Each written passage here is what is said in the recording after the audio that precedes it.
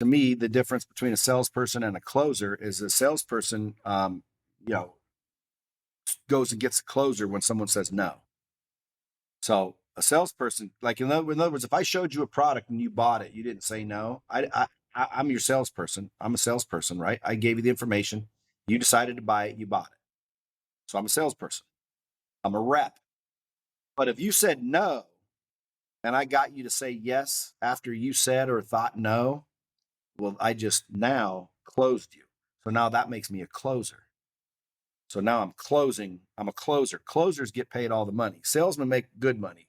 Closers make all the money.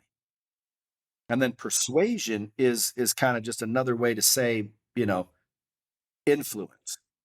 If I can persuade you to do something, I've influenced you to do something. So you have to be influential. So the question is, are you influential? Do you know how to be influential? And believe it or not, a lot of people that aren't influential, it's because they're not convinced themselves. They're not certain themselves. It's pretty easy to convince people when you're convinced. I love that. A closer is getting someone from a no to a yes. A salesperson is the person that takes the order there. Other than information, because I know that's what you're going to say, what does it take for somebody to shift from a salesperson to a closer? Well, number one, awareness. It is information. You have to learn how to do it. Like how do you shift from a white belt to a black belt? Practice, repetition, experience. That's how.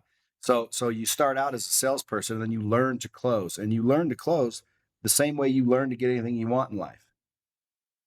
Figure out that you want to learn to close. Then you find someone who's already closed millions of dollars worth of business, whatever it is you're looking at. And then you say, what did you do? And what did you read? And where did you go? And how did you do this? And they will tell you.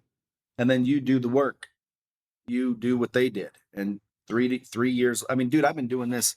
I've been selling since I was a kid. So like when someone says, how did I do it? Oh, I spent 30 years doing it. Someone go, well, I don't want to spend 30 years. There you go. That's a little bitch decision you just made.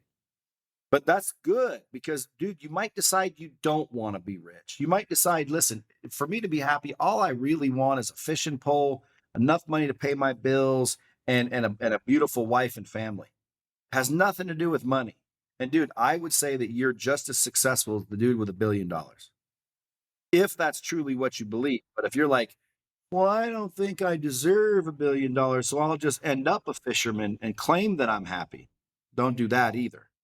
So that's why I was saying, figuring out what you want's the hard part, bro.